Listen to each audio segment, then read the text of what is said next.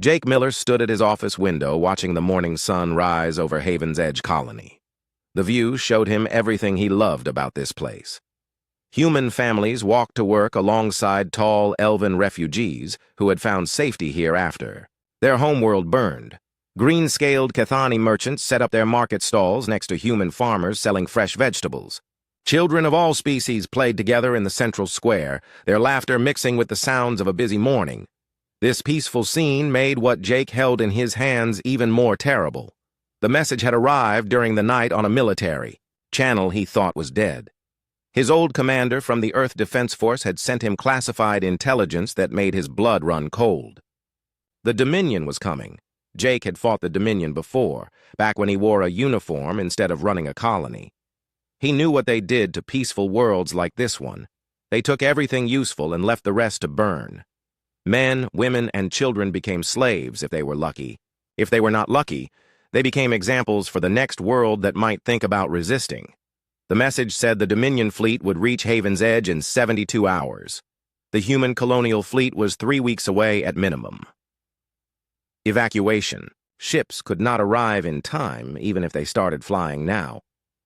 Jake crumpled the paper in his fist and tried to think of options that did not exist. A knock on his door interrupted his dark thoughts.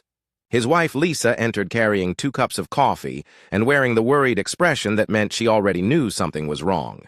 After 15 years of marriage, she could read his face like a book. "The emergency council meeting you called?" "For this afternoon," she said, setting down his coffee. "It's about them, isn't it? The Dominion." Jake nodded and handed her the message. Lisa read it twice, her face growing pale. Then she sat down heavily in the chair across from his desk. 72 hours, she whispered. Amy just started her final year at the academy. She was so excited about her xenobiology project with Dr. Rodriguez. Their 17-year-old daughter had inherited Jake's stubborn streak and Lisa's brilliant mind. Amy spent most of her free time studying the different species that called Haven's Edge home. She could speak basic Elvish and even knew a few words in the clicking language of the Cathani. "We need to get ready to run," Jake said. "Pack only what we can carry. I'm thinking the old elven ruins in the northern wilderness. The Dominion won't waste time searching empty forests when they have a colony to loot."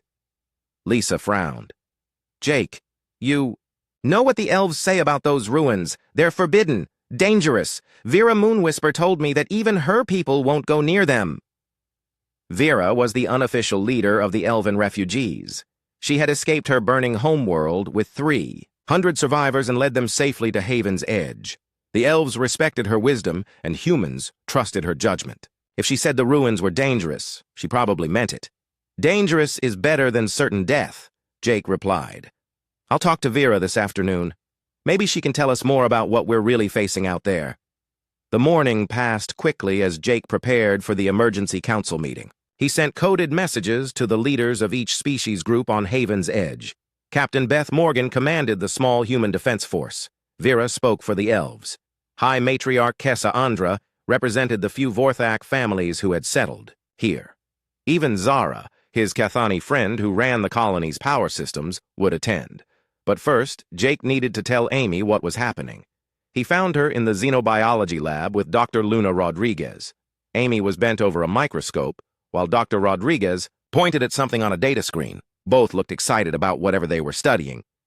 "Dad!" Amy looked up with bright eyes. "You have to see this. Dr. Rodriguez found something amazing in the soil samples from the northern ruins." Dr. Rodriguez was a quiet woman who had come to Haven's Edge to study how different species could live together peacefully.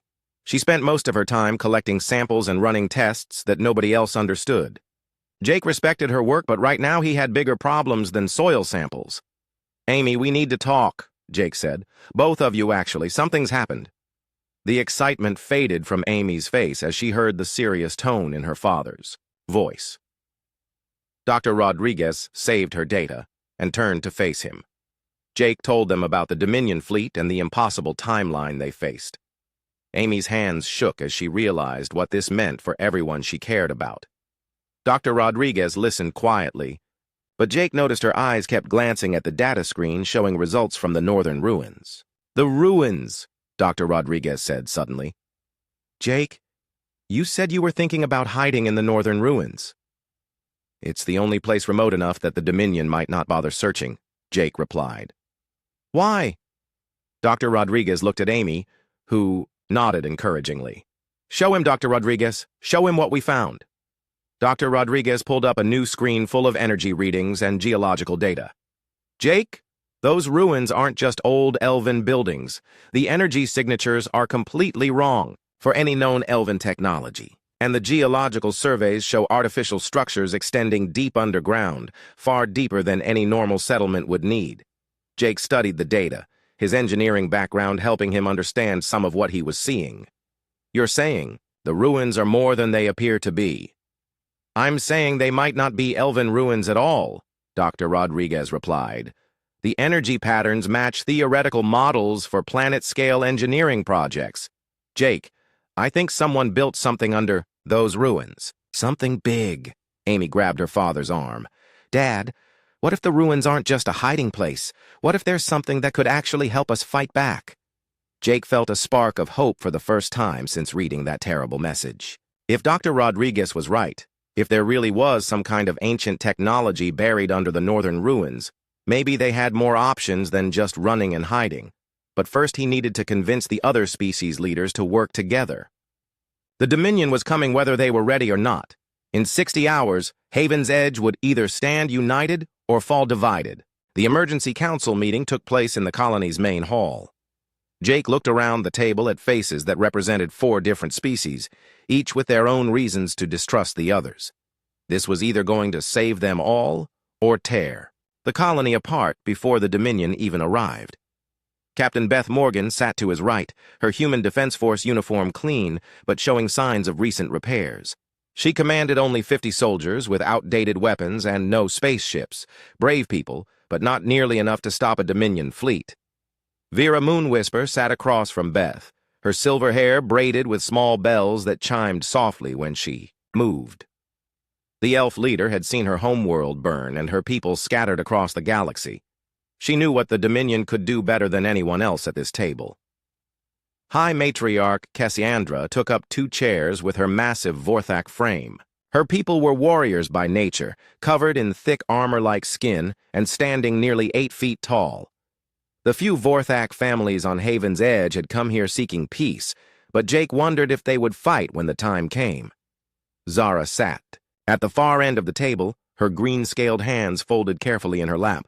The Cathani were merchants and engineers, not soldiers, but Zara had become Jake's closest friend over the past 3 years, helping him solve problems that would have stumped a purely human engineering team. Jake stood and activated the room's main display screen. The star chart showed the Dominion fleet's projected path, a red line cutting straight toward their little world. They'll be here in 58 hours, Jake said without any introduction. We can't evacuate everyone in time, we can't fight them in space, but we might have another option. He gestured to Dr. Rodriguez, who stepped forward with a portable data unit. Show them what you found, Luna. Dr. Rodriguez connected her device to the main screen. Energy readings and geological surveys filled the display, showing the mysterious structures hidden beneath the northern ruins. These readings suggest advanced technology buried deep underground, Dr. Rodriguez explained. The energy signatures are unlike anything in our databases. Whatever's down there, it's big enough to affect the entire planet. Vera's bells chimed as she leaned forward to study the data. Those ruins have been forbidden to my people for generations. Our oldest stories speak of a place where the world itself sleeps, waiting for the time of great need. Stories and legends won't stop Dominion warships, Captain Morgan said bluntly. We need weapons, shields, something concrete we can use. High Matriarch Cassandra spoke for the first time, her voice deep and rumbling. My ancestors fought alongside the builders of such places, long before your species reached the stars. The stories speak of 3 bloodlines needed to wake the sleeping guardians.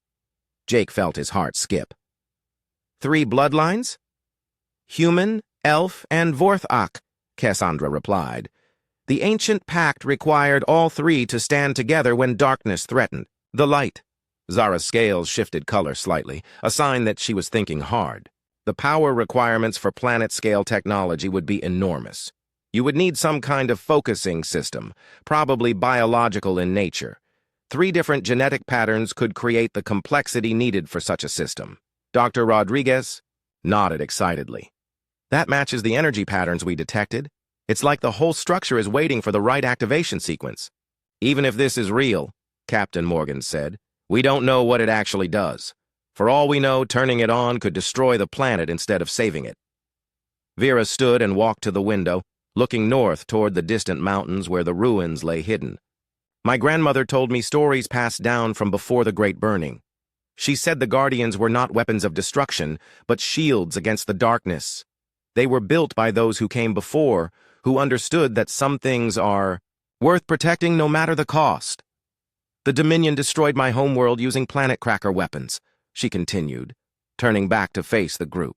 If there is even a chance that the ruins contain something that could stop them, we must try. High Matriarch Cassandra nodded slowly. The warrior's path is not always the one that leads through battle. Sometimes the greatest courage is in choosing to trust those who were once strangers. Jake looked around the table, seeing the decision forming on each face. Are we really talking about this? About walking into forbidden ruins based on ancient stories and energy readings? Do we have a better plan? Amy asked from the back of the room. Jake turned to see his daughter entering with Lisa, both carrying emergency supply packs. Amy, you shouldn't be here, Jake started, but she interrupted him. Dad, I've been studying every species on this colony for 3 years. I know their histories, their languages, their cultures. If you're really going to try this, you'll need someone who can help all 3 groups work together. Lisa set down her pack and joined the conversation. The evacuation is going as planned, but we can only get about half the population to the emergency shelters before the Dominion arrives. The rest are volunteering to stay and help however they can.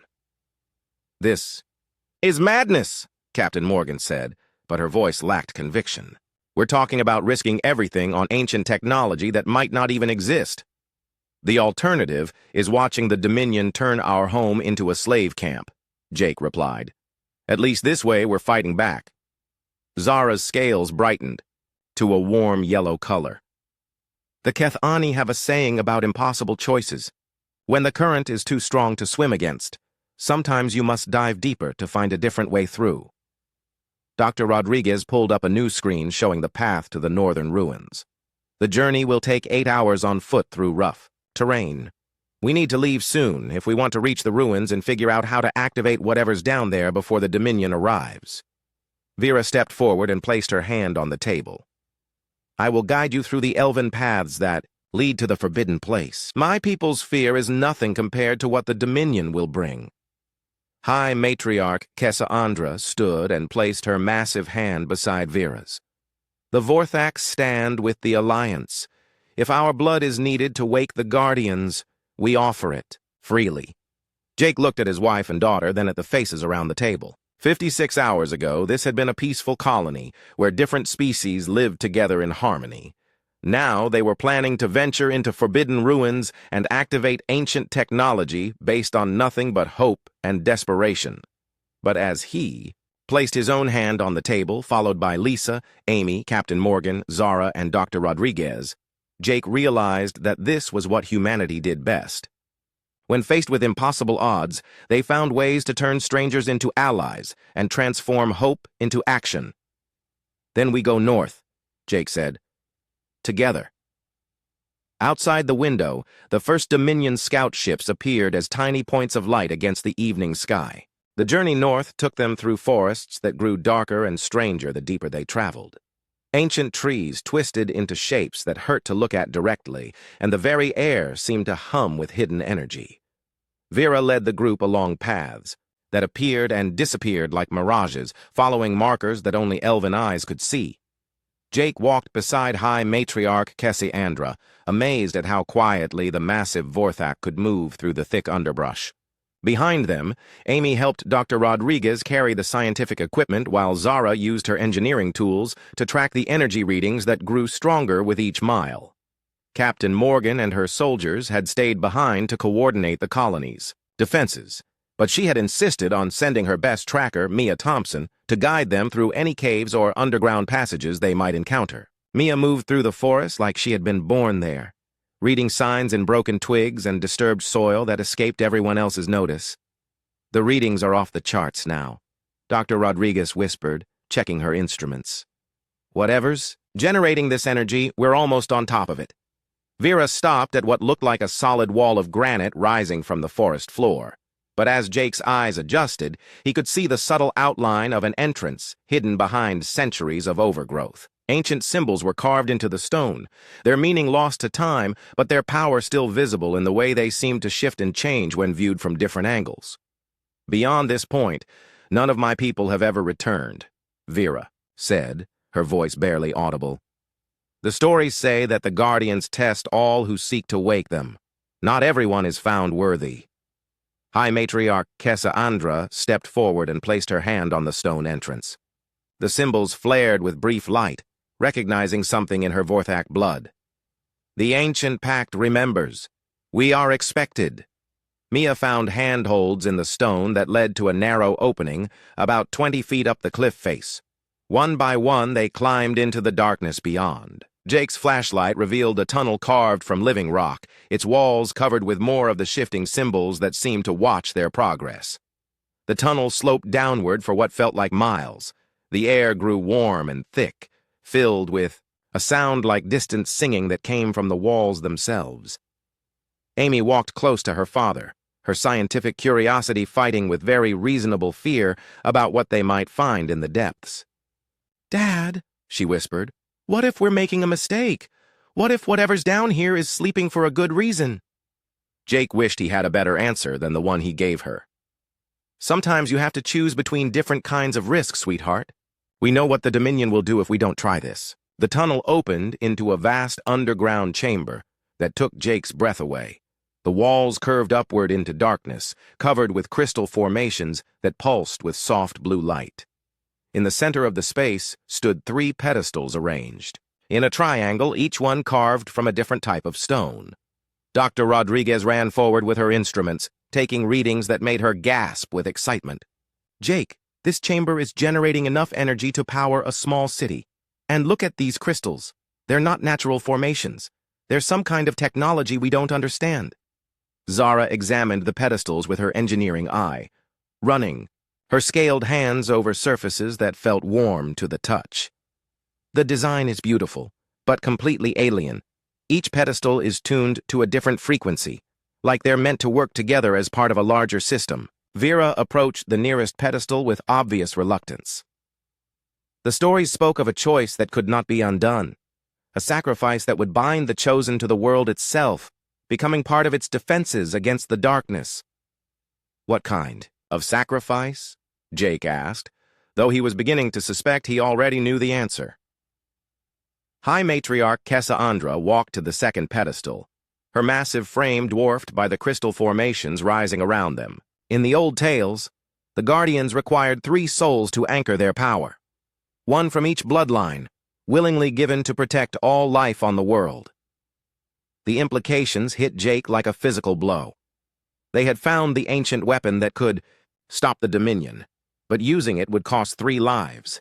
He looked at Vera and Cassandra, seeing the same grim understanding in their faces. "There has to be another way," Amy said desperately. "Dr. Rodriguez, what do your readings show? Is the sacrifice really necessary?"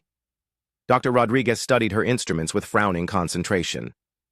"The energy patterns suggest some kind of neural interface system. The pedestals are designed to accept conscious minds and integrate them with the planet's defense network. But the readings also show fluctuations that might indicate flexibility in the design." "Meaning what, exactly?" Jake asked. "Meaning the system might accept temporary connections instead of permanent ones if the emotional resonance is strong enough. The 3 bloodlines create the genetic foundation, but what really powers the system is the willingness to sacrifice everything for others." Mia called out from across the chamber, where she had discovered another tunnel leading even deeper underground. "You all need to see this. There's more down here, and it's big." They followed her into a second chamber that made the first one look small. The walls here were covered with holographic displays showing star charts, battle formations, and images of species they didn't recognize. In the center stood a massive crystal formation that reached from floor to ceiling, pulsing with the same blue light but much brighter. "It's a command center," Zara breathed. "This whole place is one enormous computer system." One of the holographic displays activated as they approached, showing images of the Dominion fleet approaching Haven's Edge. The display tracked their ships, analyzed their weapons, and calculated defensive strategies with impossible speed and accuracy. But what caught Jake's attention was a smaller display showing 3 figures standing on the pedestals in the upper chamber. As he watched, energy flowed between them and into the crystal formations, which responded by generating a massive shield around the entire planet. "The system is showing us what needs to happen," he realized. 3 people take their positions, the planet's defenses activate, and the Dominion can't break through. Amy pointed to another display that showed the 3 figures stepping down from the pedestals after the battle was over. "But look, Dad. They survive. The connection is broken once the threat is gone." Vera studied the holographic figures more carefully. The elven woman in the display looks familiar. The facial structure, the way she stands, it's like looking at one of my own ancestors. High Matriarch Cassandra nodded grimly. "The Vorthak figure carries the markings of my family line. This is not chance. We were meant to be here." Jake looked at the third figure and saw his own reflection staring back at him. Whatever force had built this place, it had been waiting for them specifically. Not just any human, elf, and Vorthak, but these 3 individuals at this specific moment, in time. Above them, transmitted by sensors they couldn't see, came the sound of Dominion ships entering the planet's atmosphere. The invasion had begun, and they were out of time for doubt or hesitation. "We go back to the pedestals," Jake said, his voice steady despite the fear in his heart. "We trust the ancient technology and hope Dr. Rodriguez is right about the temporary connection." As they climbed back to the upper chamber, Jake felt the weight of everyone's hopes pressing down on him. Lisa and Amy, Captain Morgan and her soldiers, all the families of different species who had made Haven's Edge their home, they were all counting on 3 people to save them from the Dominion. The crystal formations pulsed brighter as they approached the pedestals, ready to accept their choice. Jake placed his hands on the human pedestal and felt electricity run through his entire body. The crystal formations around the chamber blazed with light as Vera and High Matriarch Cassandra took their positions on the other 2 pedestals. For a moment that lasted forever, Jake felt his consciousness expand beyond his physical body and touch the sleeping mind of the planet itself. Haven's Edge was alive, not just with the plants and animals that lived on its surface, but with an ancient intelligence that had been waiting countless years for this moment. Through the planet's senses, Jake could see the Dominion fleet spreading across the sky like a dark infection. Hundreds of warships surrounded the world, their weapons charging for the bombardment that would reduce the surface to ash and glass. But the planet was fighting back. Deep beneath the crust, massive generators came online for the first time in millennia. Energy flowed through crystalline networks that stretched from pole to pole, building toward something that would either save them all or destroy everything they were trying to protect. Jake felt Vera's mind touch his through the neural link, her elven consciousness bringing grace and wisdom to balance his human determination. Then Cassandra joined them, adding Vorthak's strength and warrior's courage to their combined will. Together, they were more than 3 separate individuals. They had become the voice of every species that called Haven's Edge home. The first, Dominion ships began their attack run, energy beams lancing down toward the colony's main settlement. Jake watched through the planet's sensors as Captain Morgan's soldiers opened fire with their small weapons, knowing they couldn't stop the massive warships, but refusing to surrender without a fight. Then the planet's shield activated. A dome of pure energy erupted from the crystal formations hidden beneath the northern ruins, expanding at the speed of light until it covered the entire world. The Dominion's energy beams struck the shield and scattered harmlessly into space, their weapons useless against technology they had never encountered before. Jake felt the strain immediately.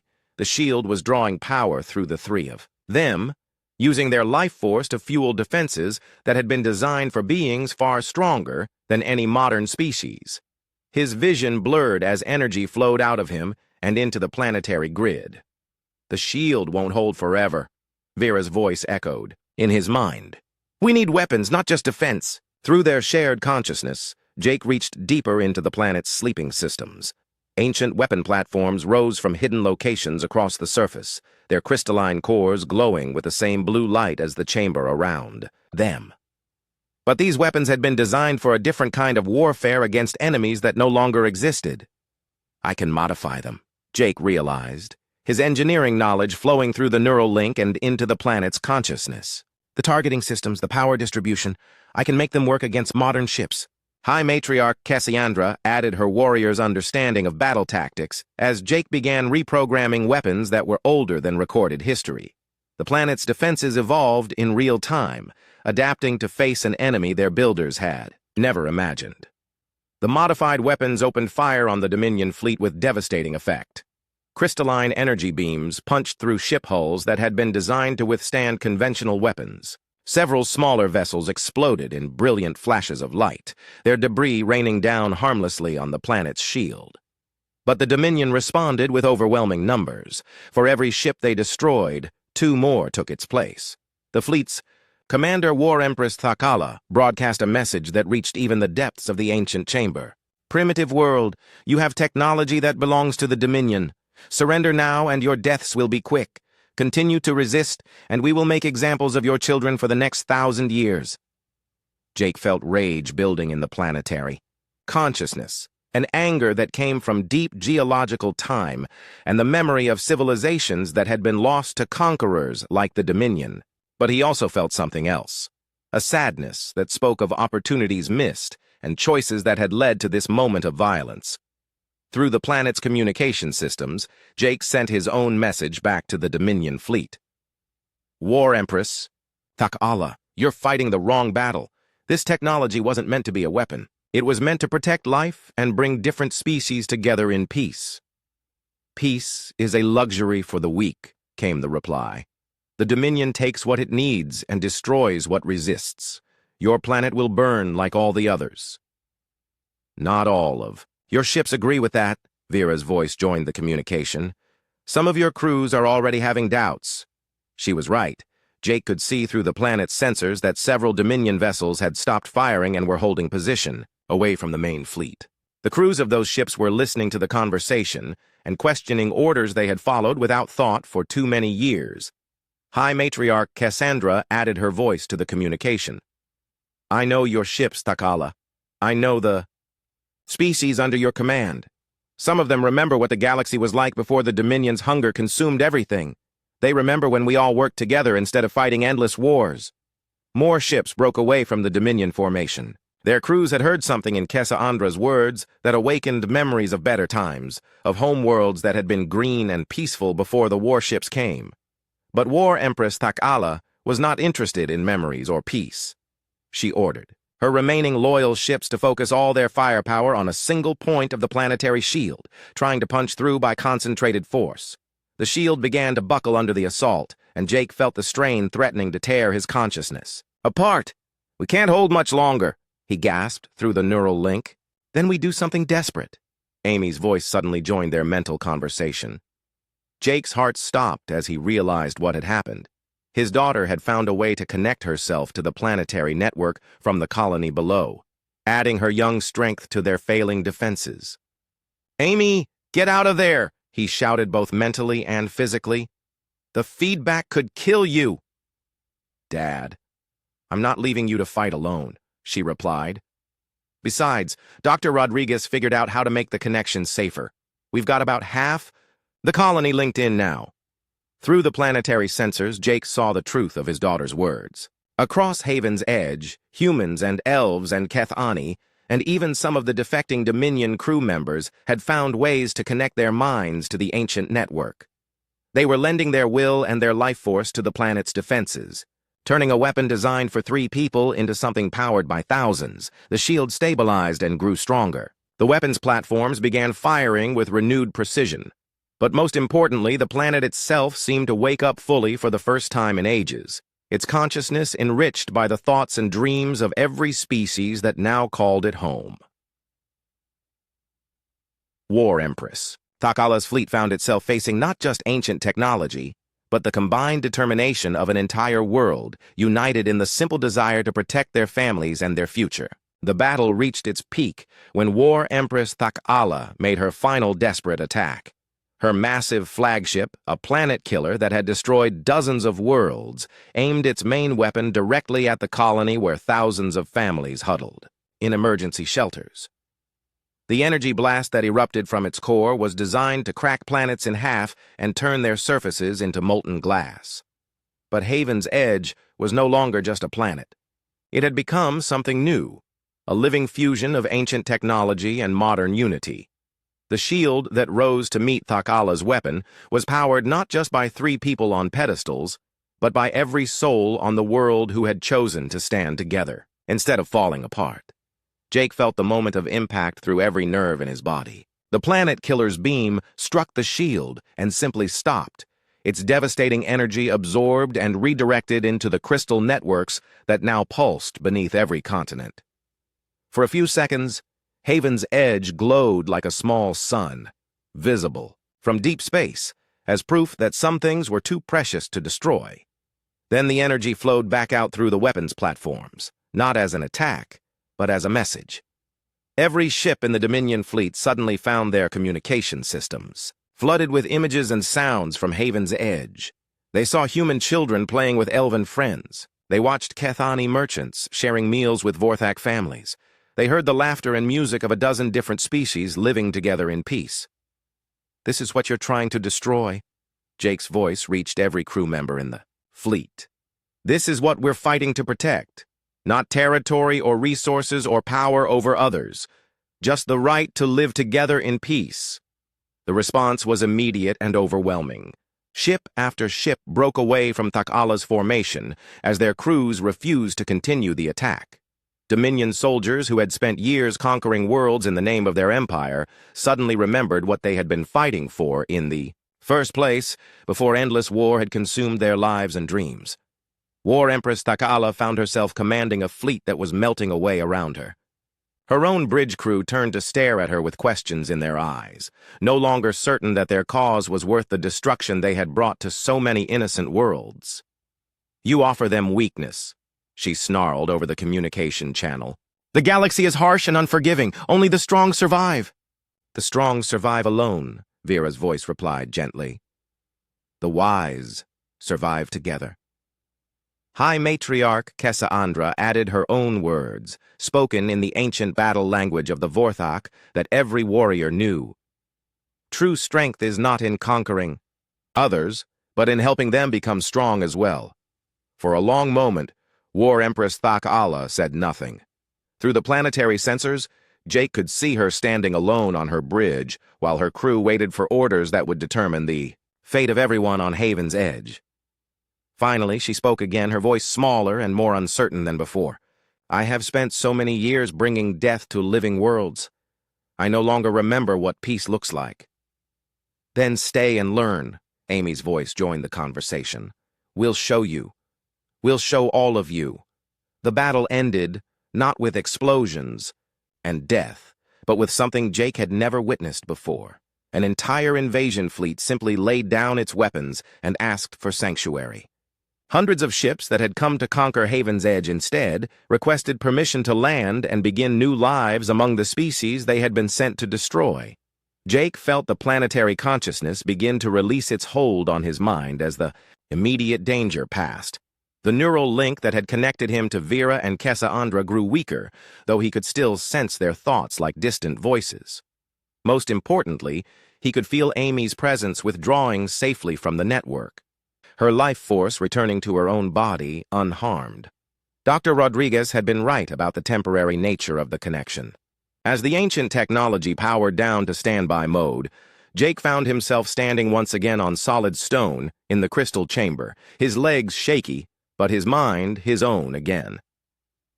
Vera swayed slightly as she stepped down from her pedestal, but her eyes were bright with wonder. "I felt the dreams of the planet itself," she whispered. "It has been so lonely, waiting all these years for people to return and bring it back to life." High Matriarch Kessa nodded slowly, her massive frame trembling with exhaustion. "The Ancient builders knew this day would come. They built their guardians not just to fight enemies, but to bring different peoples together when the time was right. The journey back to the colony took only a few hours, guided by Kethani flyers who had volunteered to help evacuate the wounded and exhausted. Jake spent the flight holding Amy close, grateful beyond words that his desperate plan to save his family had somehow worked without costing him his daughter. Lisa met them at the landing pad with tears in her eyes and coffee in her hands. Having organized the refugee camps that were already springing up around the colony to house the thousands of former Dominion soldiers who wanted to start new lives. Over the following weeks, Haven's Edge transformed into something unprecedented in galactic history. Former enemies worked side by side to build homes and schools and workshops where different species could learn from each other.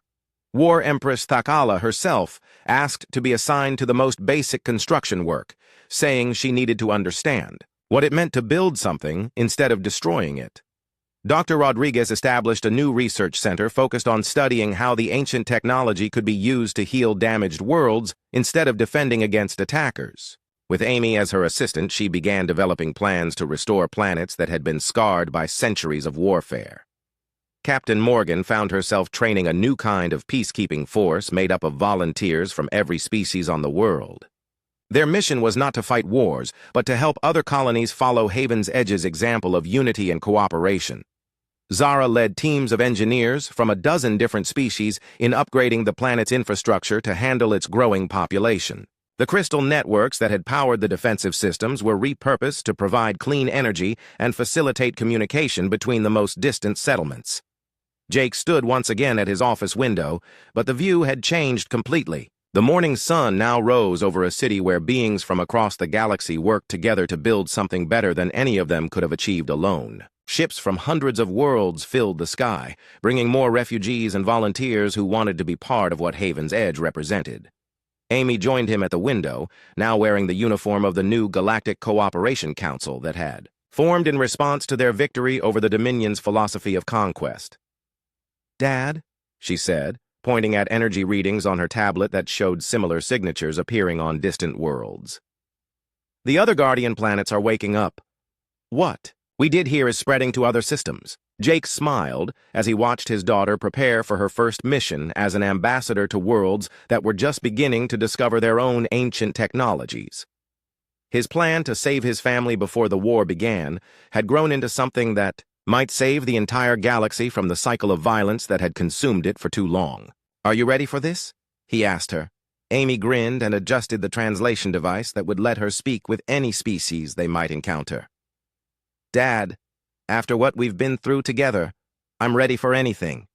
As her ship lifted off toward the stars, Jake realized that the best part of saving the galaxy was getting to watch his daughter help build whatever came next.